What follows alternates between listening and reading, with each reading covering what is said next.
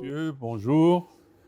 Mes félicitations pour venir, parce que c'est une journée que c'est plutôt pour rester au chaud à côté de la cheminée, à lire un bon livre, à écouter une bonne musique.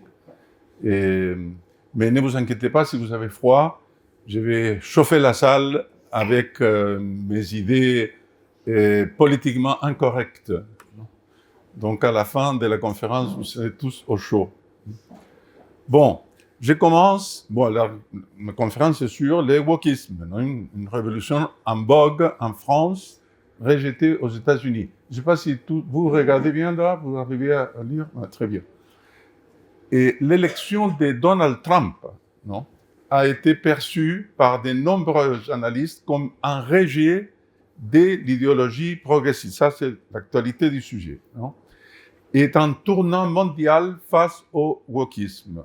Dominique Labarrière, dans Causeur, écrit « La victoire de Trump est avant tout la déroute du wokisme, ce fatras de fausses sciences, de moraline frélatée, de haine de soi, de mépris du vrai. » Et il ajoute que cette victoire marque les crépuscules des idoles. C'est très intéressant. Et annonce le réveil des légions de bon sens et de la culture du réel, qualifiant cet événement de l'an 1 d'une reconquête pour l'Occident. J'ai masqué parfaitement ce qu'il dit. Hubert Védrine, un homme de gauche, mais quand même un observateur fin de la réalité internationale, y voit une lame de fond viscérale, populaire, au sens très large, des gens qui veulent donner un coup d'arrêt au progressisme. Trump, ce n'est pas une aberration, mais un phénomène fait pour durer. Et il souligne, c'est presque comme si une voix collective s'était élevée pour dire « trop, c'est trop ». Ça, je le trouve très, très expressif. Trop, c'est trop. La population américaine a dit cela, et c'est le moment que la France le dise aussi. Et Renaud Girard, au Figaro, a dit la même chose. Le wokisme a détruit les partis démocrates. Qu'on va détruire ici les partis socialistes, les macronistes, la gauche, tout. Christophe Guilluy, vous savez, c'est les géographes qui ont inventé le concept de la France périphérique à propos de Gilets jaunes. Il a salué cette victoire comme une réaction à l'ostracisme de la majorité ordinaire. Je trouve très bien ça. Et les catholiques, c'est très intéressant, 56% des catholiques américains ont voté pour Trump. Ça qui montre que même chez les catholiques, il y a une réaction contre ces phénomènes. Bon, mais malheureusement, contrairement aux États-Unis, le wokisme reste bien ancré en Europe. Et en France, mon collègue Attilio Faoro a brillamment démontré comment le wokisme a débarqué en France. Dès lors, une bataille culturelle s'impose, et cette lutte exige une compréhension approfondie du sujet, et donc c'est la raison de pourquoi nous nous trouverons ensemble cet après-midi. Donc d'abord, je vais vous expliquer un peu les origines de l'expression « woke ». Qu'est-ce que ça veut dire, ça, « woke » Ça vient du verbe, bien sûr, « wake up ». Mais, disons, c'est dans le langage informel des milieux afro-américains, parce que, en fait, on devrait dire « awakened ». Quelqu'un a été réveillé, on dit c'est « awakened ». Mais on ne va pas demander à certains milieux de parler bien l'anglais, donc ils disent « woke ». J'étais woke, c'est un verbe irrégulier. Bon. Et dans le sens qu'ils ont pris conscience des injustices touchant les communautés noires. Mais selon Wikipédia, le concept s'est élargi après de la communauté noire à d'autres problématiques, notamment celles liées au sexe, à l'identité LGBT, l'écologie même, etc. Et l'expression a gagné en visibilité après les manifestations en 2014 à Ferguson, où un policier a tué un noir. Et donc, c'est là que s'est créé le mouvement Black Lives Matter. Et c'est au sein de ces mouvements que la chose s'est expressée.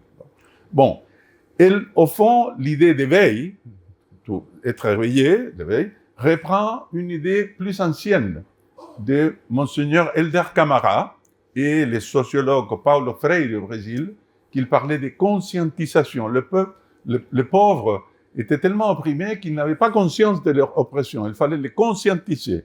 Non? Et donc, c'est la même idée, mais plus, disons, modernisée. Quelle est la différence entre la conscientisation et le wokisme? C'est que la conscientisation verse plutôt sur les injustices des classes, disons les salariés, les capitalistes, etc. Et le wokisme réoriente, non, cette grille d'analyse vers des prismes identitaires, la race, le genre, l'écologie, etc. Et ça entraîne de nouvelles formes de militantisme, non, ce qu'ils appellent les guerriers sociaux. Ils transforment chaque wok, chaque personne éveillée dans un guerrier, non, social, engagé chacun dans un lutte différente. Bon, au fond, c'est une philosophie héritée du marxisme. C'est ça qu'il faut bien retenir. Le wokisme, ce n'est que du néo-marxisme. Et au fond, il reformule la pensée marxiste en diversifiant les luttes identitaires. Non? Disons que le marxisme classique dénonçait une exploitation économique basée sur l'opposition entre les bourgeois et les prolétaires. Non? Et le wokisme élargit cela en attribuant les injustices à des structures d'oppression multiformes. Les patriarcats, le colonialisme, l'hétéronormativité, comme il s'appelle, ou encore l'industrialisation, le grand ennemi de l'écologie, de l'environnement. Non? Bon, mai 68 marque une transition majeure dans cette évolution, parce que du marxisme traditionnel centré sur les classes sociales, on a passé à une pensée néo-marxiste issue de l'école de Francfort, non, et de la nouvelle gauche ici en France. Et ces courants mêlent donc la psychanalyse, l'existentialisme et le relativisme culturel, tout en intégrant les minorités visibles comme un nouveau prolétariat symbolique. Non?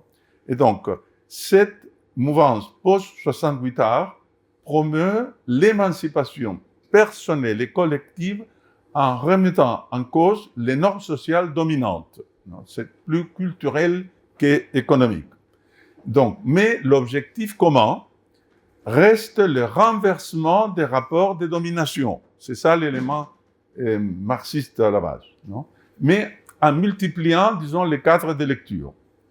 Donc, il s'enracine aussi dans des théories philosophiques qui ont été développées en France, mais qui se sont popularisées dans les universités américaines, où elles sont connues comme la French Theory, non? La théorie française. Et des figures comme quoi? Derrida, Foucault, Deleuze, Guattari, tous des philosophes des années 60, ici à la Sorbonne. Non? Ce sont eux qui ont apporté, disons, les outils intellectuels comme l'idée de déconstruction, il fallait déconstruire la société, ou le relativisme, parce qu'ils étaient tous structuralistes. Non? Et avec cela, ils ont influencé des disciplines de la sociologie ou les études des genres, ou les études postcoloniales, etc. Non? Bon, ces idées ont été adoptées et adaptées par des figures comme Judith Butler, on va parler d'elle après, qui applique l'idée de déconstruction aux notions de genre, ou Kimberly Crenshaw, qui l'applique à la race. Non? Bon. Ces wokismes modernes se divisent donc nécessairement en plusieurs courants, chacun centré sur un problème particulier perçu comme la source de l'oppression. Non? Mais là, il dit qu'il y a 50 nuances de wok. Non? Mais je ne peux pas traiter des 50. Donc, je vais traiter de 4 seulement. Ça va être le racisme anti-blanc, le féminisme androphobe, l'idéologie des genres et l'écologisme punitif. Ces 4 branches du wokisme, je vais les dénoncer. Bon, elles sont divergentes, chacun a son chemin propre, mais elles convergent dans la volonté de déconstruire les hiérarchies et les normes sociales pour établir une société perçue comme plus égalitaire et plus inclusive. Bon, donc on commence à les voir une par une. D'abord, la théorie critique de la race. Théorie critique de la race. Bon, dans ces cas, l'infrastructure qui est dénoncée, et disons, ce sont les structures sociales, politiques, culturelles, économiques, etc., qui ont pour objectif de pérenniser la domination des Blancs sur les autres groupes. Et selon cette approche, la notion même de race est une construction artificielle. La race n'existe pas, qui a été créée par l'Occident pour justifier l'esclavage, la colonisation et la hiérarchie raciale. C'est ce que dit cette théorie. Bon. Pape Ndiaye, vous vous souvenez, c'était le ministre de l'Éducation du gouvernement précédent, et il est historien, formé aux États-Unis, et il illustre ces points avec l'idée de racisme structurel. Il y a un racisme structurel. Il ne s'agit pas uniquement d'actes individuels de racisme. Une personne qui est raciste et donc maltraite quelqu'un d'une autre ethnie. Non. Mais c'est un système. Et ce système est enraciné dans les institutions et la culture occidentale. Et cela reflète la conviction que la civilisation occidentale s'est construite sur une perception de supériorité qui continue d'imprégner les mentalités. Donc c'est ça qu'il faut déconstruire, cette idée que la civilisation occidentale est supérieure, parce que sinon le racisme va continuer toujours. Donc Nicole Hannah-Jones, c'est une journaliste au New York Times, une militante raciale, disons, elle va plus loin. Elle affirme que chaque blanc, qu'il en ait conscience ou non, est un bénéficiaire d'un système de suprématie raciale vieux de plusieurs siècles, juste pour le fait d'être blanc. Et selon elle, cette réalité persiste même chez ceux qui soutiennent ostensiblement l'égalité raciale. Donc, même les blancs qui soutiennent les noirs, ils sont racistes, malgré eux. Ils ne peuvent pas se débarrasser de leur peau, parce qu'ils restent influencés par une histoire marquée par l'esclavage et la ségrégation. Et donc, c'est impossible de s'embarrasser. Bon, la théorie critique de la race rejette pour cela les politiques dites en anglais colorblind, c'est-à-dire aveugles à la couleur. Ce sont les politiques qui se basent sur le mérite, le mérite individuel, pour obtenir un job ou pour rentrer dans une université, etc., sans tenir compte de la couleur de peau. Bon, ces mesures sont égalitaires, mais elles sont jugées insuffisantes. Donc, à leur place, qu'est-ce qu'elle est défendue? La discrimination positive. Avec l'instauration des quotas dans l'éducation, dans les médias, dans l'emploi, etc. Et selon ces défenseurs, ce type de discrimination positive, dite positive, cherche à corriger les biais historiques en donnant une place accrue aux minorités. Bon, cependant, ce militantisme, bien sûr, soulève des critiques. D'aucuns estiment que ces mesures renforcent les stéréotypes sur les moindres capacités supposées des groupes favorisés. Donc, si les Noirs ont un quota pour entrer à l'université, ça veut dire que si ils se présentent au concours, ils ne les passeraient pas. Donc, ça entraîne l'idée que, bon, donc les Noirs sont moins intelligents. Non, c'est ce qui est ridicule. Non. Et en plus, ils accroissent les tensions, parce qu'ils commencent à avoir des disputes, justement. À propos il y a un emploi, etc. Pourquoi qu'il y a eu ces quotas et j'étais rejeté parce que je suis blanc. Donc, ça ne va pas. Non? Donc, cela dresse des barrières supplémentaires. Donc, au lieu de pacifier la situation, elle la complique davantage. Bon. Donc, en somme, la théorie critique de la race transforme la lutte des classes marxiste en une lutte des races. Si avant c'était la lutte des classes, maintenant c'est la lutte des races. Et elle s'efforce de déconstruire les fondements historiques et culturels du racisme, mais suscite des débats houleux sur la manière de parvenir à une égalité réelle. Bon. Donc, permettez-moi maintenant une petite parenthèse pour rappeler que nous ne devons pas avoir honte de notre civilisation occidentale, ni des efforts d'évangélisation et de colonisation entrepris par l'Europe du XVIe au XIXe siècle. Non? Si cette civilisation a dominé le monde, et c'est clair qu'elle a dominé le monde, c'est parce que sa culture et ses valeurs étaient supérieures, réellement étaient supérieures. Non pas en raison d'un supposé génie racial, non, mais en raison du christianisme et de l'action de la grâce divine qui élève la nature. Saint Pidis l'exprimait avec force dans son encyclique Il Fermo Proposito. Il disait le suivant: l'Église, tout en prêchant Jésus crucifié, scandale et folie pour le monde, est devenue la première inspiratrice et promotrice de la civilisation. L'Église est la promotrice de la civilisation. Elle l'a répandue partout où on prêchait ses apôtres, conservant et perfectionnant les bons éléments des antiques civilisations païennes, arrachant à la barbarie et élevant jusqu'à une forme de société civilisée le peuple nouveau qui se réfugiait dans le sein maternel. Je connais ça parce que je viens du Chili, de l'Amérique latine, ce qui s'est produit.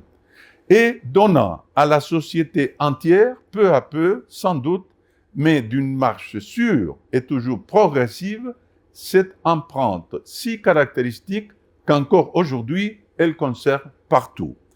Et il ajoutait avec clairvoyance: la civilisation du monde est une civilisation chrétienne. Elle est d'autant plus vraie, plus durable, plus féconde en fruits précieux, qu'elle est plus nettement chrétienne, d'autant plus décadente pour les grands malheurs de la société qu'elle se soustrait davantage à l'idée chrétienne. Et ce que malheureusement on voit maintenant. Donc, fermons cette parenthèse pour aborder une conséquence directe de la théorie critique de la race. C'est la montée d'un phénomène inquiétant, le racisme inversé, ou le racisme anti-blanc, et qu'en France prend, bien sûr, la forme d'un racisme anti-français, non, que Bernard Anthony, Lagriffe, etc., dénoncent depuis des décennies. L'antiracisme militant débouche parfois sur des solutions grotesques. Prenons l'exemple de Disney, non, ce qu'en font les films. Ils ont attribué le rôle de Blanche-Neige à une actrice métisse. C'est contradictoire avec le nom du personnage, Blanche-Neige. Bon. Encore, non, un film anglais qui a attribué le rôle de Mary Tudor, la reine, non, a été joué par une actrice noire, non, en Angleterre. Bon, ces initiatives, au lieu de favoriser la diversité, qu'est-ce qui provoque des débats houleux et renforce les tensions. C'est normal. Non? Un exemple minable vient de l'université Evergreen, dans l'État de Washington, où une journée sans blanc, il s'appelle Day of Absence, fut organisée régulièrement, tous les ans. Il y a une journée sans blanc. Donc, interdit les professeurs ou les étudiants blancs de se présenter à l'université, non? Avec l'idée qu'il faut qu'ils expérimentent l'exclusion. Qu'est-ce que c'est, non, d'être exclu d'un endroit, non? Donc, Beth Weinstein, c'est un professeur juif de gauche. Il est professeur de biologie, non? Un juif de gauche qui avait voté pour Obama et tout ça. Il s'y opposa à cette journée par courriel en disant que c'était du racisme, d'une forme de racisme renversé, non? Bon, sa position a déclenché des manifestations agressives à l'université, de menaces de mort et tout ça, et finalement, il a dû s'en aller de l'université, partir de l'université, lui et son épouse, qui était aussi professeur à l'université. Non? Donc, vous voyez à quoi ça amène. En France, l'UNEF, non, les syndicats étudiants et les syndicats sud là, ont organisé des réunions et des ateliers en non-mixité raciale, interdite aux Blancs. Les Blancs ne peuvent pas se présenter, non? Suscitant bien sûr des controverses similaires. Non? Bon, la situation devient encore plus préoccupante lorsque les mathématiques elles-mêmes sont ciblées comme une manifestation du racisme systémique. Non? Par exemple, à Seattle, et les écoles, c'est aussi l'État de Washington, les écoles publiques ont intégré la lentille de la théorie critique de la race dans l'enseignement des mathématiques, affirmant que cette discipline est utilisée pour opprimer les individus. Selon cette grille, les enseignants qui traitent les erreurs comme des bêtises renforcent les idées de perfectionnisme et de paternalisme, deux idées communément associées à la culture de la suprématie blanche. Donc, un professeur de maths ne peut pas dire à un enfant qu'il lui s'est trompé, que 2 plus 2, non, c'est 4 et pas 5, non? Parce que là, non, c'est du paternalisme et du perfectionnisme. Il faut le laisser croire que 2 plus 2, c'est 5. Non? Bon. Il y a un programme de mathématiques équitables financé par la fondation Bill et Melinda Gates, qui va encore plus loin. Je cite, guillemets, « La culture de la suprématie blanche apparaît dans les classes de mathématiques lorsque l'accent est mis sur l'obtention de la bonne réponse. » Hein? Ça, c'est du racisme, non? D'essayer d'obtenir la bonne réponse. Soutenir l'idée qu'il y a toujours des bonnes et des mauvaises réponses perpétue l'objectivité. L'objectivité, ça devient un mal, non? Et, ainsi que la peur du conflit ouvert. Donc, l'étudiant ne peut pas dire « Non, non, pour moi, c'est 2 plus 2, ça fait 5, et pas 4. » Non? J'imagine que M. Bill Gates n'a pas dans sa fondation un comptable qui suit ces mathématiques non racisées, parce que sinon, à la fin, non, ça donnerait n'importe quoi. Bon. La palme du ridicule revient néanmoins à Mathilde Cohen, chercheuse au CNRS et enseignante à l'Université de Connecticut, lors d'une téléconférence pour l'école de droit de Sciences Po à Paris, elle affirma que, qu'on lisait là, non, le repas français est souvent représenté comme un rituel national auquel tous les citoyens peuvent participer à égalité. Mais en réalité, les habitudes alimentaires sont façonnées par les normes des classes moyennes supérieures blanches. Donc, tout ce que vous mangez, vous venez de manger ce dimanche, c'est un repas raciste. Et il évoqua la blanchité alimentaire, accusée de renforcer la domination blanche, citant comme preuve les cantines scolaires, qui, depuis le 19e siècle, imposeraient les normes blanches et chrétiennes pour les repas. Non? Il ajouta que durant la colonisation, la citoyenneté française était accordée en partie sur la base des habitudes alimentaires des postulants dans les colonies, non? Favorisant la cuisine française au détriment de la culture locale. Non? Donc, savoir si quelqu'un pouvait recevoir un passeport français, si ça pouvait faire non, une bonne brochette de veau, je ne sais pas. Et, bon, malgré les critiques qui sont soulevées, Sciences Po défendit la participation de Mathilde Cohen à cet événement en déclarant « Notre université accueille la pluralité des approches contemporaines des sciences sociales, etc. etc. » Bon, ces dérives montrent bien que la théorie critique de la race déforme totalement la réalité historique et réussit uniquement à créer de nouvelles fractures au lieu de promouvoir une véritable justice et une réconciliation des communautés. Je pense que c'est clair. Non? Bon, passons maintenant au féminisme radical. Bon, le féminisme radical se distingue fondamentalement... Je ne veux pas... Qu'est-ce qui se passe? Voilà. Et du féminisme libéral, disons, des origines, qui cherchait à effacer les inégalités juridiques, civiles, économiques entre les hommes et les femmes dans le cadre d'une égalité citoyenne, disons. Non, et ces premiers féminismes aussi prenaient un partage plus équitable des responsabilités familiales, non, et une participation accrue des femmes à la vie publique et économique. Bon, ces courants modérés, disons, s'est prolongé dans ce qu'on appelle aujourd'hui les féminismes différentialistes. Non? Donc, Julia Kristeva, une psychanalyste, est la principale tête de file, non?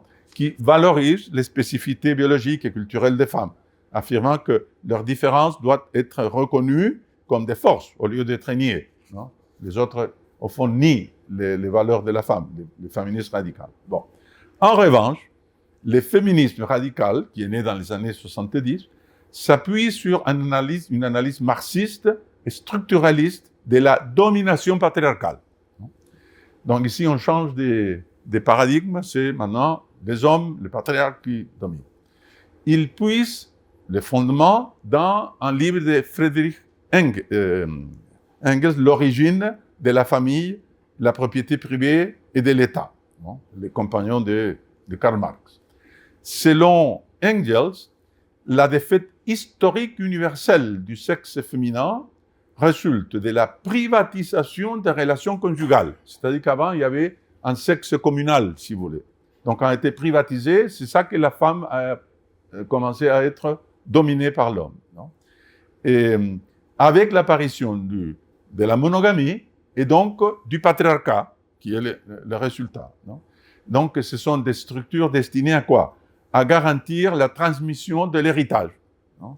C'est pour ça que donc, ça vient ensemble. Donc, de là, Marx et Engels ont conclu que l'abolition de la famille et du mariage devait accompagner l'abolition du capitalisme. Non? L'une ne peut pas aller sans l'autre. Et que l'éducation des enfants devait être confiée à des crèches de l'État. Non? Comme ça, on pouvait créer l'homme collectif et non pas l'homme individuel. Non. Bon, les féministes radicales voient donc le patriarcat comme une structure systémique de domination qu'il faut déconstruire. Donc, à la différence du, disons, féminisme marxiste classique, non, qui subordonnait la lutte féminine à celle de la lutte des classes, non, le féminisme woke renverse la chose. Elle considère la libération des femmes comme le préalable indispensable à toute transformation sociale et économique. Non? Bon. Cette vision fait des rapports sociaux des sexes une lutte des femmes contre les hommes et prône la disparition de ces catégories par la négation même du sexe biologique. Le sexe n'existait pas. Et c'est ici qu'il se rejoint avec l'idéologie des genres qu'on va traiter après. Bon. Donc, cette approche, qui est centrée, au fond, sur la victimisation des femmes et la criminalisation systématique des hommes, a donné naissance à une misandrie, c'est-à-dire l'opposé de la misogynie, la misandrie, virulente parfois. Non? Donc, Noémie Alioua, journaliste et essayiste, affirme que l'aversion des hommes conduit les féministes radicales à criminaliser les masculins dans son essence, accabler son identité sexuelle profonde, jusque dans ses hormones. Il est question de les tordre, de les nier dans ses aspirations primaires, de les dénaturer pour en faire une autre chose, de plus lisse et politiquement correcte. Comme si un cœur masculin n'avait jamais abrité la moindre douceur, comme s'il était incapable d'aimer et qu'il ne méritait pas de l'être. L'homme moderne est appelé, dit-elle, à se flageller toujours davantage pour espérer gagner son droit d'exister. Il est appelé, selon les termes issus de la sociologie popularisée par Jacques Derrida, à se déconstruire. Non? Donc, elle dit comme un meuble Ikea monté à l'envers. Non? Et pour gagner son droit d'exister librement. Bon, certaines figures du féminisme radical expriment ouvertement leur hostilité envers les hommes. Caroline Dehaas, cofondatrice du mouvement Oser le féminisme, elle était à la ville de Paris jusqu'à récemment. Non? Et elle était une assistante, disons, de Madame Hidalgo. Bon. Et elle était ancienne conseillère aussi de la ministre Nayat Vallaud-Belkacem. Elle déclarait « Un homme sur 2 ou 3 est un agresseur. Donc ici, dans cette salle, non, il faudrait distribuer les rôles, non? 1, 2, 3, non? 2 ou 3, hein? C'est pas très clair, non? C'est un agresseur, non? Bon. Donc, les viols, les agressions, les harcèlements ne seraient pas, selon cette perspective, des comportements individuels résultant des choix condamnables commis par un petit groupe de criminels, comme c'est le cas de ces pervers-là impliqués dans l'abominable procès des viols collectifs des Mazans qu'on a vu ces dernières semaines, mais ce seraient des phénomènes systémiques, profondément enracinés dans le sexe masculin lui-même. Non? Et dans cette optique, même des gestes anodins comme la galanterie seraient liés au continuum de la violence masculine. Donc la violence commence par la galanterie déjà. Non? Et c'est la conclusion qu'elles en retirent. Non? Pauline Armange, dans son livre, imaginez le titre du livre, « Moi, les hommes, je les déteste », va plus loin. Elle dit « Détester les hommes en tant que groupe social et souvent en tant qu'individu aussi m'apporte beaucoup de joie. Détester les hommes m'apporte de joie.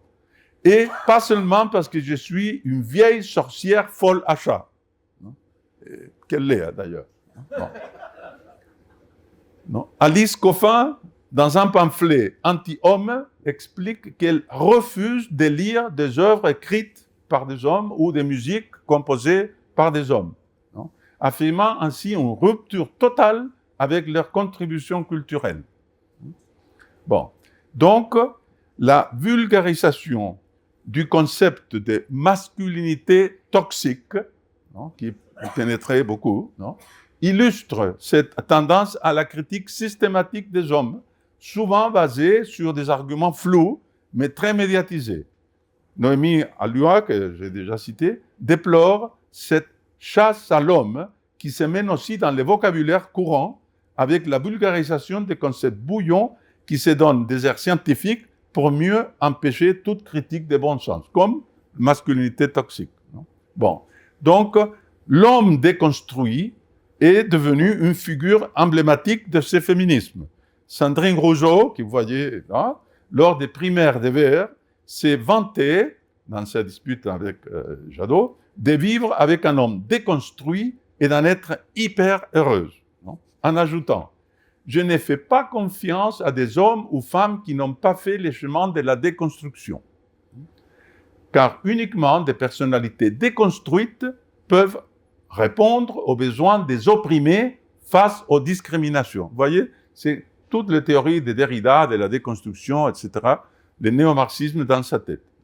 Bon, cette quête de déconstruction et de rejet des normes masculines traditionnelles suscite des vives critiques. Michel Sardou, par exemple, a ironisé la phrase de Sandrine Rousseau en suggérant « Il faudrait peut-être organiser un fonds de solidarité pour les compagnons de Sandrine Rousseau. » Bon. Permettez-moi de m'attarder un peu sur le concept de déconstruction. C'est, comme j'ai dit déjà, emprunté de Jacques Derrida. C'est un processus introspectif. Chaque homme doit le faire, non? Pour se déconstruire. Toujours inachevé. Non? On n'arrête jamais de se déconstruire. Non? Et qui invite les individus, en particulier les hommes, bien sûr, à remettre en question leurs conditions d'hétérosexuels. Et donc, pour les hommes, à renier leur virilité, à embrasser la cause féministe et en quelque sorte s'abaisser devant les femmes en guise de repentance collective. Non? Tout doit se repentir de tout ça.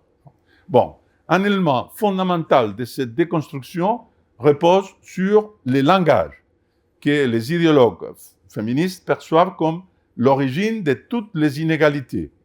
Donc, les masculins génériques, utilisés depuis des siècles pour désigner les groupes mixtes, est particulièrement ciblé. Donc, une femme bien élevée qui dit appartenir au syndicat des enseignants ou des travailleurs sociaux, même si elle est une femme, ou qui défend les droits de l'homme, serait, selon les féministes, prisonnière d'une structure linguistique qu'il faut abattre. Non? Donc, c'est pour ça qu'il faut revenir à un langage inclusif, non? Qui exige que toutes les formules soient systématiquement doublées. Et donc, vous voyez dans les hommes et femmes politiques, non? Je viens de le faire, tous les hommes et les femmes politiques doublent toujours. Les femmes et les hommes, les travailleuses et les travailleurs, les citoyennes et les citoyens. Ils parlent, on n'écoute que tout le temps comme ça, non? Avant, on disait les citoyens et on comprenait bien que comprenait les citoyennes. Bon, plus radical est le recours à l'écriture inclusive, non? Marqué par l'utilisation du point médian, non?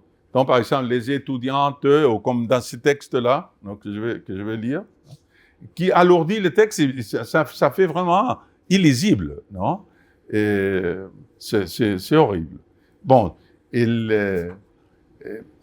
selon Bourdieu, c'est Bourdieu qui a inventé tout ça, c'est une structure, c'est androcentré, non? L'idée que le masculin universel est androcentré, centré sur les hommes, et qui exerce là une domination symbolique sur les femmes, non?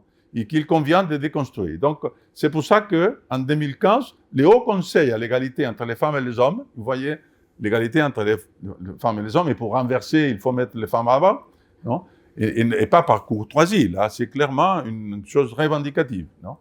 A publié le guide qui affirme cela. Les représentations auxquelles les citoyennes sont constamment exposées renforcent les stéréotypes de sexe et les inégalités entre les femmes et les hommes. Bon. Donc, je ferme ces commentaires sur le féminisme radical avec 3 remarques courtes. Bon. D'abord, que l'Académie française a qualifié l'écriture inclusive d'aberration. Simplement, c'est une aberration qui laisse en péril mortel la langue française, en dénonçant une atteinte grave à sa clarté et à sa beauté. Ce sont des textes vraiment illisibles. Bon. Dans son roman 1984, George Orwell a magistralement démontré comment les régimes idéologiques cherchent à remodeler les mentalités en refaçonnant le langage, non? Ce procédé, présenté comme révolutionnaire, constitue en réalité un outil de contrôle social. Ils sont en train de nous bourrer les crânes avec ces idées. Bon. Et troisièmement, ce n'est pas le féminisme radical qui a permis la valorisation de la femme, mais c'est bien l'Évangile. C'est grâce au christianisme que la femme a été élevée à une dignité spirituelle et morale inconnue du monde païen et même du peuple élu, même des Juifs. Et ce qui a donné naissance à la courtoisie médiévale, mettant la dame à la place d'honneur. C'est que nous sommes des héritiers. Donc, et ce modèle de respect mutuel entre les sexes est infiniment supérieur aux revendications caricaturales et souvent destructrices du féminisme contemporain, qui menacent de dénaturer notre culture et nos repères fondamentaux. La meilleure réponse consiste à revenir à nos racines chrétiennes. Il y a des injustices, non, qu'il faut corriger, mais on va les corriger en revenant à nos racines chrétiennes et non pas en se lançant dans une révolution idiote, non? Bon. Passons maintenant à l'idéologie du genre. Bon. Est une dérive, bien sûr, une dérivée, disons, du féminisme radical, qui est né, si vous voulez, de la célèbre affirmation de Simone de Beauvoir. On ne naît pas femme, on le devient. Non. Cette phrase a marqué une rupture séparant les sexes biologiques des rôles sociaux et psychologiques associés, ouvrant la voie à une remise en question fondamentale de la nature humaine sexuée elle-même. Non? Donc, le terme genre, initialement, c'est une notion grammaticale qui classifie les mots en masculin, féminin, et en allemand, vous êtes ici dans une région qui parle allemand, et le neutre. Non?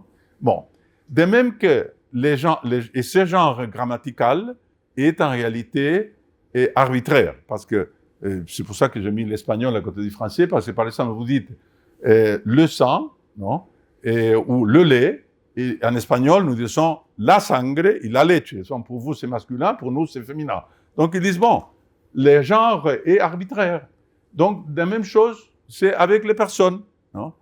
On assigne un sexe à la personne, mais en réalité, après, il y a une construction sociale qui est arbitraire. Non? Pourquoi? Parce que d'abord, on le met déjà dans l'état civil pour la naissance, et après, on habille les bébés, les femelles roses et les masculins en bleu. Non? Et donc, avec cela, on crée des rôles arbitraires. Bon. Et donc, la théorie du genre, bien sûr, dénonce cette assignation prétendument arbitraire des rôles sociaux au sexe biologique.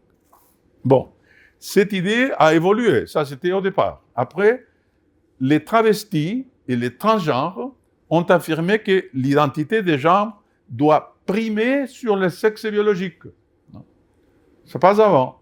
Donc, avec l'aide des hormones et des chirurgies mutilantes, sont devenus des outils pour conformer l'apparence physique à un ressenti subjectif. Donc, si je me sens femme, je vais là, je prends des hormones, je fais une chirurgie et je deviens une femme. Non? Bon, Judith Butler, que j'avais cité déjà avant, qui est une disciple de Foucault, a poussé cette logique à l'extrême en affirmant que l'identité humaine n'est pas stable. Nous croyons que nous avons une identité depuis notre naissance. Non, non, pas du tout. Elle résulte, l'identité, des performances fluides et changeantes. À chaque fois que j'ai réagi, je suis comme un acteur, et cet acte me transforme. Donc, on est continuellement en train de changer de personnalité. Donc, et cette idée a donné naissance à la théorie queer, que c'est une extension des réflexions post-structuralistes de Foucault.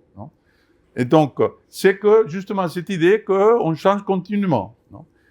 Et donc, les termes homosexuel, gay, lesbienne, bisexuel, transsexuel, LGBT, désignaient quand même des identités distinctes, mais c'était défini. La personne est lesbienne. Bon, avec les mots queer et les signes plus qu'on a ajouté, ça élargit le spectre des identités sexuelles et des genres en y intégrant des identités fluides, changeantes, indéfinies, remettant en question non seulement les catégories traditionnelles, mais aussi celles considérées comme déviantes, même le lesbianisme, etc. Donc, du coup, l'immense majorité des gens ordinaires qui ne questionnent pas leur sexe de naissance sont appelés avec mépris par le néologisme cisgenre. Nous, l'immense majorité, nous sommes des anormaux, nous sommes des cisgenres. C'est un vrai repoussoir dans cette idéologie exacerbée par une critique de l'hétéronormativité. Donc, la société est structurellement injuste parce que les normes sont hétérosexuelles. Bon. Donc, à la racine de l'idéologie des genres se trouve une révolte contre l'ordre naturel établi par Dieu, créateur de l'homme et de la femme, comme dit la Genèse. Cette idéologie s'appuie sur un concept non scientifique, l'idée des genres est non scientifique, et qui dérive dans un autre concept non scientifique, ce sont les phobies. Homophobie, transphobie, etc. Je ne rejette pas le transsexualisme parce que j'ai une phobie. Non, c'est à cause d'une conviction que Dieu a créé l'homme et la femme. Donc, ce n'est pas une pathologie. Une phobie, c'est toujours une pathologie. Et ce n'est pas à cause de ça. Bon. Donc, et c'est fait pourquoi? Pour stigmatiser ceux qui défendent une morale fondée sur la loi naturelle. Bon, voilà. Donc, au Brésil, le tribunal suprême a assimilé ces phobies au racisme. Donc maintenant, c'est l'équivalent. Un crime raciste, un crime de transphobie ou de homophobie. Donc, en élargissant la portée de la protection juridique. Mais il a inclus tous ces groupes qui sont là. LGBTQIAP, un plus un, N, qui ne figure là. Plus. Donc, qu'est-ce que c'est les derniers? Sont les intersexes, ce sont les hémaphrodites, si vous voulez, les asexuels, qui ne ressentent aucune attraction sexuelle, les pansexuels, ceux qui sont attirés partout, et même par les animaux, je ne sais pas quoi, non? Et les non-binaires, parce que nous serons tous binaires, hommes ou femmes, non, les non-binaires, qui ne s'identifient à aucun genre, et bien sûr, plus, parce que peut-être il y en a d'autres, non? C'était 50 nuances des woke, il y a aussi 50 nuances des genres. Bon. Non? Et bon, comme écrivait Alphonse Allais, une fois qu'on a passé les bornes, il n'y a plus de limites. Non? C'est vrai. Non? Bon, mais ce qu'il faut retenir, c'est que l'élément woke de l'idéologie du genre et de son discours est qu'il se nourrit d'une victimisation systématique des minorités et un déplacement de la lutte marxiste qui était économique vers un combat entre un groupe social supposément opprimé, ce sont les minorités sexuelles, et un oppresseur, la majorité cisgenre hétérosexuelle. Non? Nous sommes les oppresseurs. Non? Et donc, cette stratégie vise à déconstruire la société traditionnelle et à promouvoir un relativisme moral qui ouvre la porte à toutes les dérives, engendrant des situations absurdes, inquiétantes et souvent dommageables. Voici maintenant quelques exemples qui illustrent cette dérive. Bon. Des initiatives de certaines municipalités, à Toulouse par exemple, où des drag queens animent des séances de lecture pour enfants dans des bibliothèques publiques qui visent à normaliser ces modèles auprès des plus jeunes. Non? Et maintenant, aussi, il y a en discussion les programmes d'éducation sexuelle à la sexualité du ministère de l'Éducation. Non? Il y a eu une dispute entre la ministre et les secrétaires à l'éducation. Bon. Donc, ces activités, donc, sous couvert de diversité, en réalité, introduisent des concepts complexes sur le genre dans l'imaginaire enfantin, perturbant leur compréhension naturelle de la sexualité et de l'identité. C'est absurde. Bon.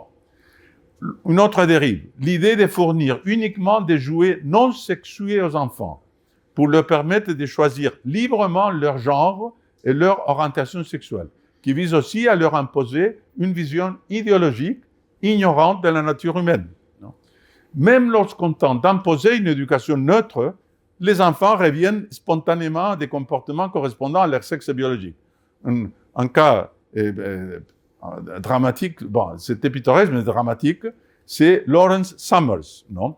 Lawrence Summers était un type brillant qui a été le secrétaire au trésor de Clinton et a été recteur de l'université de Harvard, président à peine aux États-Unis. Non? Donc, il a été obligé à démissionner parce que dans un colloque, il a dit que peut-être ce qui expliquait le fait que dans certaines disciplines très scientifiques, non, et il y avait plus d'hommes que de femmes. Non? Et peut-être c'est quelque chose d'inné. Non? Donc, il a illustré ça. Il a dit, écoutez, moi, avec ma femme, nous avons essayé d'éduquer nos deux fillettes jumelles de façon non genrée. Donc, on leur a donné des camions. Non? Et qu'est-ce qu'ils ont fait? Ils ont pris les camions comme des poupées. Ils ont appelé un camion les camions papa et l'autre camion, le plus petit, les camions bébé. Non? Donc, ça lui a coûté la présidence de Harvard. Il a dû renoncer pour avoir dit cela. Non? Vous pouvez imaginer à quels extrêmes on peut arriver. Non? Une autre aberration réside dans l'instauration des toilettes, vestiaires et dortoirs inclusifs. Bon, aux États-Unis, déjà, il y a 15 États qui l'ont interdit, tout carrément, à cause des réactions des parents et des élèves eux-mêmes. Non? Mais ici, en France, vous avez là cette circulaire de Blanquet, quand il était ministre de l'Éducation, et qui a instauré, encourage les écoles à permettre aux élèves dits transgenres d'accéder au espace d'intimité correspondant à leur identité subjective. Non? Et pire encore, ces directives s'appliquent également aux voyages scolaires, où les élèves peuvent partager une chambre selon leur ressenti de genre, malgré les réticences légitimes des autres élèves, particulièrement des jeunes filles. Non? Bon, cette pratique, ça a été introduite dans les prisons, et ça a donné à des cas de viol. Donc, il y a des pays qui avaient commencé avec cela, ils l'ont arrêté tout de suite. Non? Mais ici, le ministère de l'Éducation continue à prôner cela. Bon. Les associations sont aussi victimes de revendications absurdes liées à ces questions transgenres. Par exemple, la dirigeante, la fondatrice d'une fondation internationale, s'appelle la Leche League, c'est américaine en fait. Non? C'est une organisation dédiée à la promotion de l'allaitement maternel. Elle a démissionné. Pourquoi? Elle a expliqué que l'objectif initial de l'association s'est insidieusement élargi pour inclure les hommes qui, pour diverses raisons, souhaitent expérimenter l'allaitement. Et ce, malgré l'absence de recherches approfondies sur les effets à long terme de la lactation masculine, tant sur leur santé que sur le bien-être des nourrissons. Non? Selon elle, ce passage du respect des normes de la nature, qui est au cœur de la maternité par l'allaitement, à l'assouvissement des fantasmes des adultes, a détruit son organisation. Vous pouvez imaginer, non, aux abus, aux excès qui en arrivent. Non? Bon, dans les domaines sportifs, les injustices sont flagrantes. Les athlètes féminines se retrouvent en compétition avec des hommes biologiques s'identifiant comme femmes, même dans des disciplines de contact comme la boxe. Lors des derniers Jeux olympiques, une boxeuse italienne a été mise KO en quelques secondes par un adversaire intersexué au chromosome XY masculin qui a fini champion olympique. Il y en a eu deux. Il y avait aussi un sud-coréen qui se présente comme femme. Non? Malgré l'interdiction émise auparavant par la Fédération internationale de boxe amateur, l'Algérien ne pouvait pas combattre. Bon. Et les contestations se heurtent systématiquement à des accusations de transphobie. Non? Donc, on tombe alors dans une forme de phobie inversée en sacrifiant systématiquement la réalité biologique sur l'autel de l'idéologie et les droits de la majorité au profit d'une minorité. Non? Les conséquences de ces décisions dépassent largement les cadres des discours menaçant directement l'équilibre social et le bon sens. Sinon, les femmes ne pourront plus participer dans des compétitions sportives. Bon. Et l'idéologie du genre, avec ses excès et son rejet des évidences naturelles, démontre quoi? Une volonté d'imposer une vision déconnectée de la réalité et hostile à l'ordre voulu par Dieu. Bon. On passe finalement à l'écologie. On va avoir aussi des choses absurdes. Bon. Et c'est l'une des plus invasives pour nous, parce qu'il bouleverse notre quotidien, en réalité, de nous tous. Non? Il menace le bien-être collectif. Non? Bon, à la base de cette idéologie, l'écologisme radical, on retrouve la même lecture marxiste des antagonismes. Ici, c'est la nature, érigée en victime vertueuse, est opposée à la méchante rationalité humaine, coupable des dommages irréparables au nom du progrès. Donc, cette pensée dialectique désigne le capitalisme comme principal oppresseur, parce qu'il réduit la nature en simple objet d'exploitation au service du profit. Bon. L'écologisme radical va plus loin que le marxisme lui-même. Il déconstruit l'anthropocentrisme traditionnel, qualifié parfois de racisme environnemental. Non? Donc nous, les hommes, nous nous considérons supérieurs aux animaux, aux plantes, donc nous sommes des racistes. Non? Ça s'appelle l'espécisme. Non? Nous considérons une espèce supérieure. Non?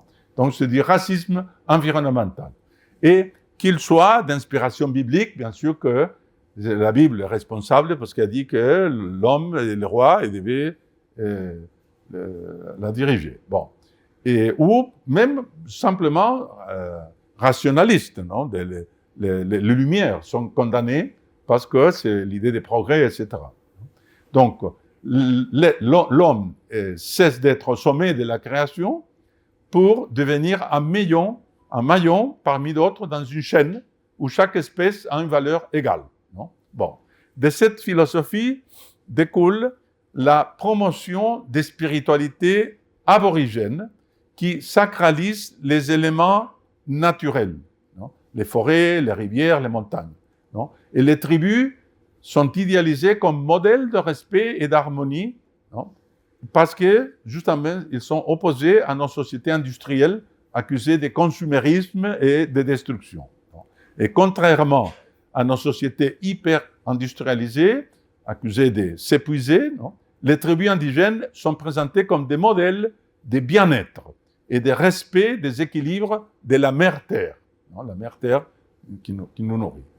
Et selon cette vision idéalisée, les évangélisateurs et les conquistadores seraient responsables d'un génocide culturel d'une gravité inédite, car ils n'auraient pas seulement détruit une culture humaine ou des cultures humaines, mais en seraient également pris à la mère nourricière de l'humanité tout entière, et compromettant pour cela l'avenir de la planète. Bon, cette idéologie s'appuie sur un catastrophisme climatique amplifié.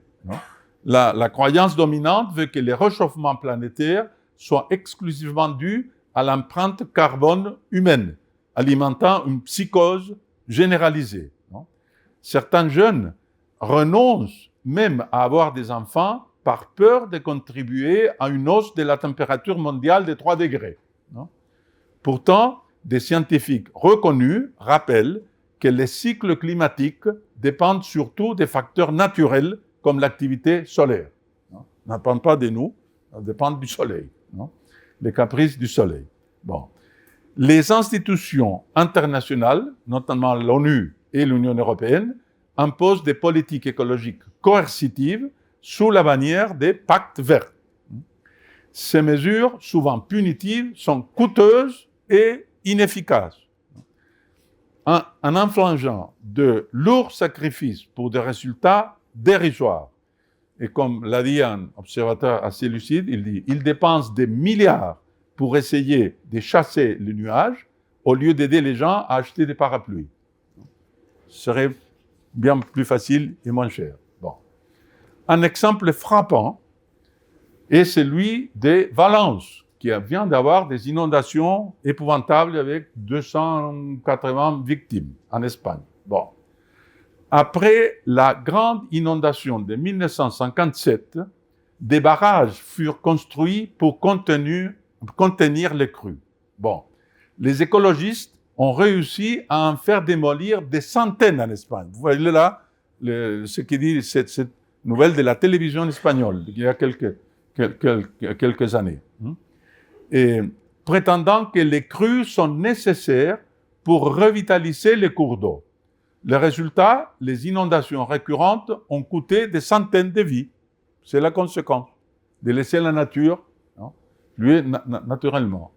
Cette logique délirante se retrouve aussi au parc national de Yellowstone, plus vaste que le département de la Moselle, et 30% plus vaste que la Moselle, le Yellowstone, où on laissa, depuis les années 58 à peu près, des incendies provoqués par la foudre se propager naturellement. C'est la nature qui fait son œuvre, jusqu'à ce qu'un tiers du parc soit détruit en 1988 à cause de cela. Et en 1989, ils ont reconduit la même politique. Ils n'ont changé qu'en 2009, je crois, pour protéger quand même les hommes. Parfois, il y a des conséquences sociales horribles. Par exemple, en 2021, au Sri Lanka, la Sri Lanka a interdit les pesticides pour adopter une agriculture 100% bio. Cette décision précipitée provoqua une chute massive des rendements agricoles, entraînant une crise alimentaire économique si grave qu'elle renversa les gouvernements à cause de cela. De manière similaire, les restrictions sur les émissions d'azote aux Pays-Bas ou les limitations imposées au cheptel agricole ont provoqué colère et désespoir chez les agriculteurs, en Pays-Bas, en Allemagne, en France. Les agriculteurs européens subissent aussi les conséquences de la réintroduction du loup, espèce protégée au nom de la biodiversité. Donc, malgré les ravages qu'il inflige aux troupeaux, tuer un loup est passible de lourdes peines, comme l'a appris à ses dépens un éleveur de la Drôme condamné à 1 an de prison avec sursis, parce qu'il avait tué un loup qui avait ravagé son cheptel. L'écologisme radical déborde parfois sur des situations cocasses. Au Brésil, une femme obtint en justice le droit d'amener son perroquet en Europe, espèce protégée qui ne peut pas sortir du Brésil, en voyage, invoquant des liens familiaux. Elle avait établi des liens familiaux avec le perroquet. Non? En France, on a interdit les animaux sauvages dans les cirques, privant les enfants d'un divertissement naturel et sain, non? Et plus à famille de leur métier traditionnel, sous prétexte de souffrance animale. Bon.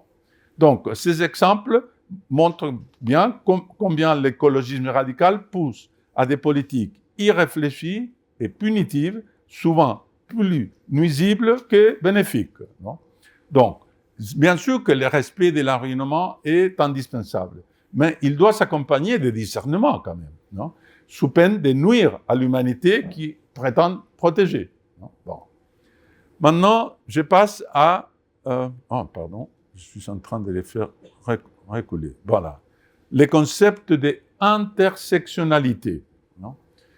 Et toutes ces théories reposent sur l'idée marxiste d'une lutte entre une majorité oppressive et des minorités qui cherchent à se libérer des contraintes imposées par la société. Bon. En suivant les principes selon lesquels l'ennemi de mon ennemi est mon ami, ce courant converge pour tenter de désintégrer le système en menant des micro-révolutions sectorielles. Non? Et donc, cette stratégie est regroupée sous le concept d'intersectionnalité. Ils aiment ces noms laids comme tout. Bon. Qui a été développé par cette femme-là, Kimberlé Crenshaw. Non?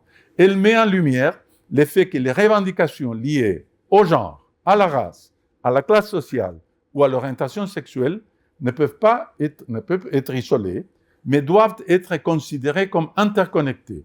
Et par conséquent, l'éradication des structures dites discriminantes nécessite une approche globale et coordonnée visant une transformation radicale de la société. Bon.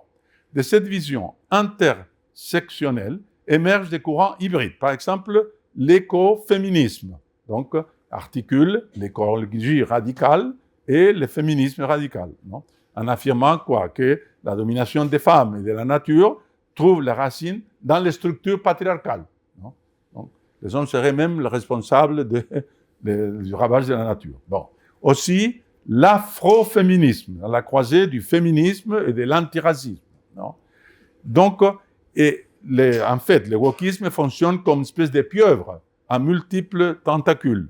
Non? Et chaque lutte sectorielle agit de façon isolée, mais opère de manière synchronisée avec les autres. Donc, par exemple, les Black Lives Matter, le mouvement noir américain, non, inclut des revendications LGBT. Là, ce sont la défense des transsexuels noirs. Non? Les peuples autochtones et les militants anticapitalistes rejoignent les luttes écologiques, comme on l'a vu dans les sadistes là, de Notre-Dame-des-Landes, en Bretagne. Et de la même façon, les partisans de l'immigration défendent les droits des soi-disant réfugiés et LGBT, non, et dans nos sociétés. Bon. Mais il y a quand même des tensions internes. Donc, ils créent des fronts, mais ils passent tout le temps à se disputer parce que chacun d'eux dit que son courant, c'est les prioritaires. Non? Les féministes vont dire que c'est la lutte contre le patriarcat, les écologistes que non, etc. Bon. Donc, le wokisme devient une force polyforme, multipliant les fronts pour amplifier son impact sur l'ordre social. Bon. Maintenant, c'est le dernier chapitre, les cancel, non? L'annulation comme premier pas pour imposer la dictature woke. Non? Et donc, c'est cette culture de l'annulation qui vise à quoi? À ostraciser une personne, une organisation, un organe de presse ou un compte sur un réseau social, non? Pour des propos ou des comportements jugés inacceptables. Non? Et donc, l'objectif, bien sûr, est réduire au silence les opposants et d'imposer une dictature idéologique. Non? Donc, il y a des campagnes d'annulation, non? Des hashtags, non? Cancel telle chose, non? Et qui entraînent des conséquences concrètes, telles des licenciements. Non? Parfois, des personnes sont licenciées à cause de ces campagnes, des pertes de contrats pour des compagnies, des boycotts économiques. Par exemple, non, J.K. Rowling, non, l'auteur de Harry Potter, non, elle a été la cible d'attaques répétées et des boycotts, non, à cause des déclarations qu'elles sont jugées transphobes, parce qu'elle est contre, non, les transsexuels. Non. Et récemment, les députés à gauche, c'est un homme qui dit que c'est une femme trans. Elle a écrit comme ça, non, qu'elle est biologique. Une femme trans est biologiquement identique à une femme cisgenre. Donc, Rawls a répondu en disant, si un homme est une femme, il n'y a pas de femme. Non. Vous détruisez cette catégorie. Non. Et bon, mais tout de suite, une femme lui a écrit, non. Et avec mon enfant, je viens de brûler votre livre, non, de Harry Potter, pour manger des guimauves. Non. Et donc, il a dit, bon, si vous achetez mon livre pour le lire ou pour le brûler, ça me fait gagner des royalties tout de même, non?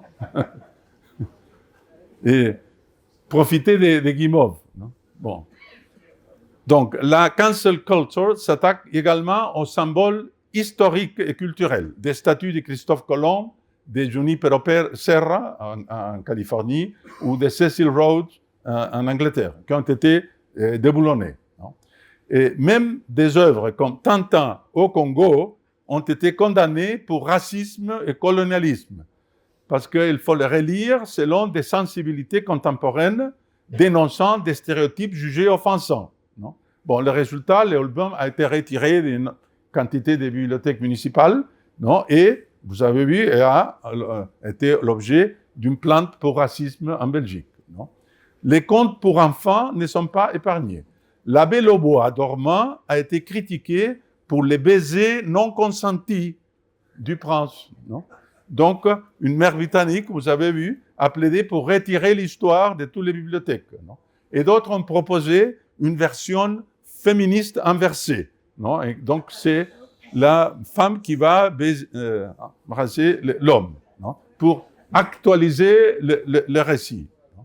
Bon, des classiques littéraires, longtemps considérés comme des piliers culturels, subissent également cette relecture woke. À l'Université de Columbia, non, à l'État de New York, aux États-Unis, des étudiants ont dénoncé la lecture obligatoire d'Homère parce que l'Iliade et l'Odyssée, non, ont des biais de genre et de race. Donc, il ne faut pas lire Homère. Non. En France, à partir de 2010, des critiques similaires ont émergé à la Sorbonne contre Molière et Racine, accusés de valider les hiérarchies sociales de leur époque et de renforcer le patriarcat à travers des personnages féminins subordonnés ou tragiques. Non? Bon. Pour l'annulation des professeurs, non? Et les universités françaises n'échappent pas. En 2019, une conférence de Sylviane Agassensky, vous savez, c'est la compagne de Jospin, non? Et a été annulée à Bordeaux-Montaigne, non? Suite à des menaces violentes des groupes LGBT en raison des positions critiques d'elle sur la PMA et la GPA. On ne peut pas s'opposer. Ça, c'est, non, disons, transphobie ou enfin, homophobie. En 2021, à Sciences Po Grenoble, des accusations d'islamophobie ont visé 2 professeurs. Non? L'un d'eux, Klaus Kinsler, non, a été suspendu après avoir dénoncé l'endoctrinement woke et a même envisagé de quitter l'enseignement en France parce qu'il n'a pas de climat de liberté académique. Non? Bon, donc ces exemples montrent que la cancel culture dépasse les simples débats d'idées pour devenir un outil coercitif. En marginalisant et en réduisant au silence les voix discordantes, elle impose une vision unique et totalitaire de la société, annihilant le pluralisme qui est un des piliers de la démocratie libérale dans laquelle nous vivons. Non? Donc, maintenant, la conclusion, avec cela, je termine, non? Et c'est que cette fracture entre l'élite woke et les peuples, c'est une source d'espérance. Non? Donc, la fracture culturelle entre les élites woke et les populations enracinées dans des valeurs traditionnelles révèle une dimension religieuse profonde. Les élites, souvent athées ou attirées par des spiritualités individualistes comme les yoga ou les New Age, etc., affichent un mépris pour l'expression populaire des foi qu'elles qualifient de superstitions archaïques, comme on voit dans ces pardons bretons. À l'opposé, les populations rurales, notamment en Corse ou en Bretagne, redécouvrent, et j'espère bien qu'ici en Lorraine aussi, et des pratiques religieuses ancestrales, pèlerinage, pardon, processions, fêtes communautaires, etc., qui continuent à rythmer la vie sociale et renforcent un sentiment d'appartenance collective. Non? Donc, cette opposition creuse les fossés entre une minorité woke revendiquant son individualisme spirituel et une majorité enracinée dans ses traditions communautaires. Non? Et ces contrastes ne doivent pas être vus comme une menace, mais comme une source d'espérance. La persistance de ces pratiques religieuses reflète un attachement identitaire qui, loin de s'étendre, s'affirme face à l'insécurité culturelle induite par les bouleversements modernes provoqués par, justement, la révolution woke. Dans ce contexte, la mission de la Fédération pro-Europa Christiana, nous sommes ici dans un site de la Fédération, est essentielle. C'est de préserver et revitaliser cet héritage catholique et patriotique. Ce travail repose sur la conviction qu'un réveil semblable à celui observé récemment aux États-Unis est possible. À terme, la France pourrait connaître un sursaut spirituel et moral rappelant la prophétie de Saint Pie X.